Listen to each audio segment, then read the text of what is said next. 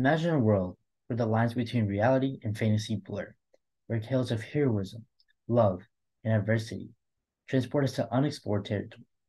Consider a world in which stories serve as the ties that connect us, sparking empathy and understanding across cultures. This was a world my grandma would transport me to every night before I went to bed. Over the phone, she would read to me the epic tales of the Mahabharata, the Ramayana, Akbar and Birbal, and my favorite, Vikram and Betal. Even though I was over 8,000 miles away, I was able to connect to her and my heritage through her stories. That's why today I want to begin looking into the tremendous influence of storytelling, a timeless art form that has shaped human existence since the dawn of civilization. So, what about storytelling propels us into the realm of boundless imagination? Scholars have long delved into the cognitive effects of stories, and what they've discovered is that when we read or hear narratives, our brains stimulate the experience described, allowing us to feel and understand the character's emotions as if they were our own. Stories are the gateway to unexplored dimensions where the only limit is the extent of our imagination. Take, for example, Vikram and Betal, a story written in the 11th century about a ghost who tests a prince's sense of judgment. This story is still infamous in India for its lessons that are still valuable today. It was so helpful that one of my friends even made a short film out of it in hopes of reaching newer audiences. But storytelling isn't just about escapism, it's about emotions. Stories have an incredible impact on our feelings, and examples of this are especially prevalent in music. My favorite example being Drake's song, Look What You've Done. In this song, Drake walks us through his life, his innocent high school summers, getting discovered by Lil Wayne, becoming a star, and seeing real success. The song then ends with an outro of Drake's grandmother, telling him how proud she is of him. Although many parts of the song didn't necessarily take place in his life, the imaginative and nostalgic nature of the song, combined with the realism of the song, helps us connect with Drake on an emotional level and even motivates us to find success just like him. Furthermore, neuroeconomist Paul J. Zak in his TED Talk said that narratives rich and character-driven content can synchronize the emotions of both storytellers and listeners.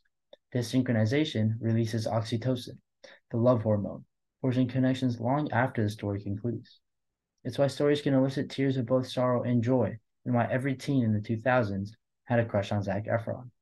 They awaken empathy, compassion, and understanding within us. Think about the last time a story moved you, how it made you laugh, cry, or see the world from a different perspective. Stories can touch our hearts and inspire us to take action. On top of that, storytelling bridges gaps and helps us find common ground. I was born in India and lived there till I was 6 before moving to the United States. Assimilating to a new country is scary, but stories connect us regardless of our background or beliefs. After all, reading Harry Potter was a universal experience.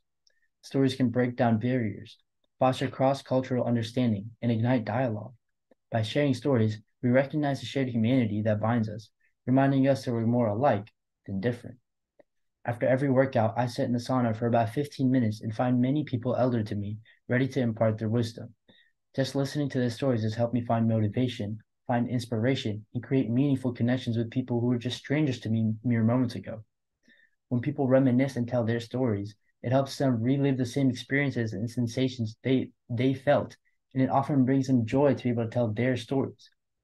Finding this common ground allows us to partake in more conversations, all while being comfortable doing so, which is something we should all strive for.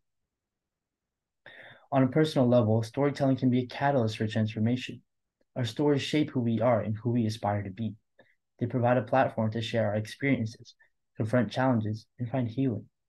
Before the first day of my freshman year of high school, my mother gave me a pen that was passed on for 4 generations. With this same pen, previous generations of my family had penned down stories, poems, signed deeds, and even wills.